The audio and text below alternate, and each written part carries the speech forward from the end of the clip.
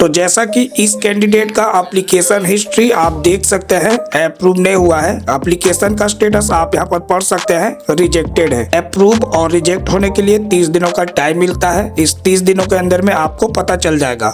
तो वैसे तो बहुत लोगों का अप्रूवल खुद से होता नहीं है, अप्रूवल खुद का जुगाड़ लगा करके ही लेना पड़ता है।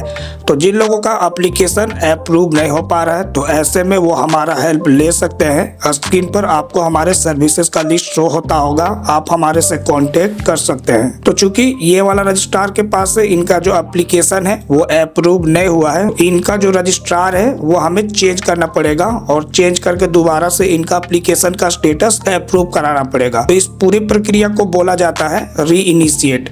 एक्शन में भी आप देख सकते हैं री इनिशिएट है। री इनिशिएट का मतलब होता है दोबारा से शुरू करना। तो चलिए दोबारा से शुरू करते हैं। उसके लिए यहाँ पर आप देख सकते हैं री इनिशिएट। री इनिशिएट करने का मतलब होता है आपका जो रजिस्ट्रेशन है उसमें कुछ दोबारा से मॉडिफाई करके दोबारा अप्रूवल के लिए भेजना। तो सबसे पहले बेसिक डिटेल हमारा यहाँ पर आ जाता है, जिसमें कि हमारा एजुकेशन डिटेल यहाँ पर ग्रेजुएट है, जिसे रहने देते हैं। लेवल ऑफ एग्जाम आपको कुछ चेंजेस करने हैं तो कर सकते हैं, अदरवाइज हमारा पहले वाला ही सही है। तो यहाँ पर पहले में है 240, लेकिन अभी हमारा यहाँ पर हो जाएगा CSC 221 ताकि अप्रूवल जो है वो मिल सके। के बाद एनरोलमेंट एजेंसी कोड भी यहाँ पर से सेलेक्ट कर सकते हैं। यदि आपको CSC 221 ही रखना है तो वो कर सकते हैं, या फिर CSC के साथ बैंक BC भी है तो वो भी आप कर सकते हैं। आपका जो RO है यानी कि रीजनल ऑफिस, उसे भी आपको यहाँ पर से बताना पड़ेगा। इसके बाद आपने जो भी LMS सर्टिफिकेट बनवाया है उसे आपको यहाँ पर से दोबारा बताना पड़ता है। सबसे पहले LMS सर्टिफिकेट का जो ID है उसे आपको यहाँ पर डालना है। आपको अपने LMS के राइट साइड नीचे में देखना है, तो यहाँ पर आपको मिलता है LMS ID, इसे आप यहाँ पर डाल दीजिएगा। और लेफ्ट साइड नीचे में देखिएगा तो आपको मिलता है LMS सर्टिफिकेट का इश्यू डेट, उसे आप यहाँ पे डाल दीजिए। देन सेव एंड कंटिन्यू कीजिए। देन डॉक्यूमेंट अपलोड वाला सेक्शन यहाँ पर आ जाता है।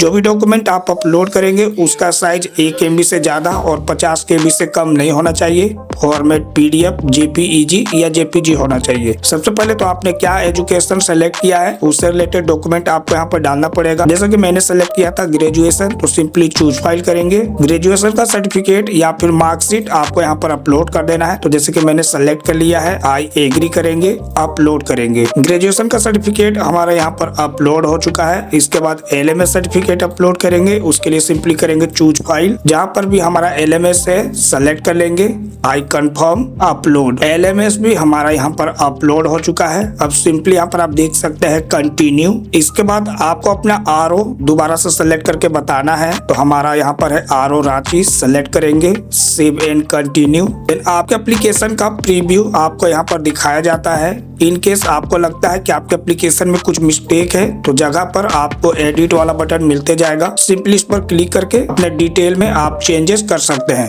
और अगर आपका सारा कुछ सही है, कोई भी मिस्टेक नहीं है, तो नीचे स्क्रॉल करते हुए आइएगा। आपको अपना एजुकेशनल डॉक्यूमेंट और LMS दोनों को ही सही आपने अपलोड किया है नहीं, इसे आपको चेक करना पड़ेगा। चेक करने के लिए यहाँ पर आप देख सकते हैं वेरीफाइड डॉक्यूमेंट, देन मिला लीजिएगा कि आपका वही सर्टिफिकेट है। देन आई एग्री कीजिएगा, सेव कर दीजिएगा। जैसा कि सर्टिफिकेट हमारा वेरीफाई हो चुका है, इसके बाद LMS को वेरीफाई करना है। इसके लिए वेरीफाइड डॉक्यूमेंट करेंगे, देख लीजिएगा आपका ये LMS ही है। इसके बाद आई एग्री कीजिएगा, सेव कर दीजिएगा। तो जैसा कि दोनों ही डॉक्यूमेंट हमारा यहाँ पर वेरीफाई हो चुका है। इसके बाद आप यहाँ पर देख सकते हैं proceed to submit form. Then इन तीनों ही चेक बॉक्स पर आपको क्लिक करना है। इसके बाद आप यहाँ पर देख सकते हैं सबमिट फॉर ऑथराइजेशन। अब फाइनली हमारा जो एप्लीकेशन है वो री इनिशिएट हो चुका है। अब जैसे कि आप देख सकते हैं ये पहले वाला रजिस्ट्रार था जिसे अब आपको अप्रूव कराने की जरूरत नहीं है।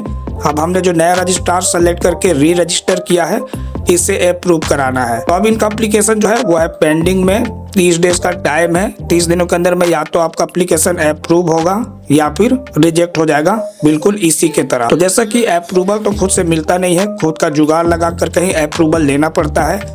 तो ऐसे में जो लोग हमारे से अप्रूवल लेना चाहते हैं वो ले सकते हैं। तो जैसा कि एप्लीकेशन अप्रूव होगा तभी जाकर के आगे में कोई भी प्रोसेस यहाँ पर हो पाएगा। अभी इनका एप्लीकेशन अप्रूव होने में 1 दिन का टाइम लगेगा। तो ऐसे में हमारे पास दूसरा कैंडिडेट है जिनका एप्लीकेशन का स्टेटस अप्रूव है। चलिए बाकी चीज मैं आपको उसका करके दिखा देता हूँ। तो जैसा कि अदर किसी कैंडिडेट का मैं दिखा देता हूँ, इनका एप्लीकेशन का स्टेटस मैंने अप्रूव करा दिया है। अब यहाँ से बाकी चीजें कंटिन्यू करते हैं। तब यहाँ से हमें पेमेंट करना पड़ता है। पेमेंट करने के लिए आप यहाँ पर देख सकते हैं प्रोसीड टू पे, ऑनलाइन के ऑप्शन पर क्लिक रहने दीजिएगा, प्रोसीड टू पे कीजिएगा। पेमेंट करने का ऑप्शंस आ जाएगा। सिंपली नीचे में आप देख सकते हैं यूपीआई QR, पे नाउ QR कोड जनरेट होकर के आ जाएगा। कोई भी पेमेंट एप्लीकेशन ओपन कीजिएगा, अपने पेमेंट को डन कर दीजिएगा। जैसा कि पेमेंट हमारा यहाँ पर हो चुका है डन।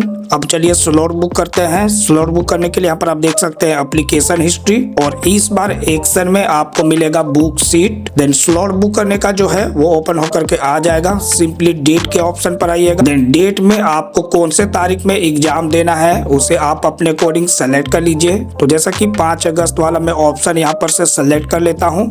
इसके बाद करेंगे सबमिट। देन पूरा बुकिंग का इंफॉर्मेशन खुल करके आ जाएगा, जैसे कि कौन सा दिन पड़ रहा है, कितने बजे से एग्जाम होगा, कितने टाइम तक एग्जाम होता है, कितने सीट्स वहां पर अवेलेबल है। तो सभी चीजों को एक बार बढ़िया से आपको देख लेना है। इसके बाद आप यहाँ पर देख सकते हैं बुक। देन फाइनल बुकिंग करने से पहले एक बार कंफर्मेशन का पेज आ जाता है। यहाँ पर आप देख सकते हैं कंफर्म कांग्रेचुलेशंस करके आपको मैसेज मिल जाएगा। सिंपली क्लोज कर दीजिए। फाइनली एडमिट कार्ड आपका यहाँ पर आ जाएगा। अब इस एडमिट कार्ड को आपको प्रिंट कर लेना है। यहाँ पर आप देख सकते हैं click here to print this admit card, या फिर नीचे में भी आपको बटन मिलेगा प्रिंट का। इस पर क्लिक करके इस एडमिट कार्ड या फिर यूं कह लीजिए कि हॉल टिकट को प्रिंट कर लीजिए। जिस डेट में भी आपका एग्जाम है सेंटर पर जाना है, इस एडमिट कार्ड को अपने साथ में लेकर के जाना है, और अपना जो ओरिजिनल आधार कार्ड है उसे आपको कैरी करना नहीं भूलना है। जाकर के सेंटर पर एग्जाम दे देना है। एग्जाम पास होते ही आपका जो सर्टिफिकेट है वो आपको मिल जाएगा। सर्टिफिकेट मिलता कहाँ पे है, तो जैसा कि ये पहले से पास आउट किया हुआ कैंडिडेट है, ये कितना नंबर लाए हैं ये आपको अगर देखना है तो यहाँ पर आप देख सकते हैं माई स्कोर कार्ड, और इस पर क्लिक करके आपने अपने एग्जाम में कितना नंबर लाया है वो आप देख सकते हैं। जैसे कि इन्होंने मार्क किया है 71 आउट ऑफ 100। अब फाइनली सर्टिफिकेट प्रिंट करने के लिए यहाँ पर आप देख सकते हैं सर्टिफिकेट, और यहाँ पर आप देख सकते हैं डाउनलोड सर्टिफिकेट, और ये है फाइनली आपका आधार ऑपरेटर कम सुपरवाइजर सर्टिफिकेट। अगर किन्हीं को भी हमारे से हेल्प लेनी हो तो स्क्रीन पर आपको हमारा सर्विसेज का लिस्ट शो हो जाएगा। आप हमारे से डायरेक्ट कांटेक्ट कर सकते हैं। उम्मीद करते हैं आपको ये वीडियो पसंद आया होगा। यदि हमारा वीडियो आपको पसंद आया हो तो हमारे चैनल को सब्सक्राइब कर लीजिएगा, ताकि रोज इसी प्रकार के इंफॉर्मेटिव वीडियोस आपको देखने के लिए मिलता रहे।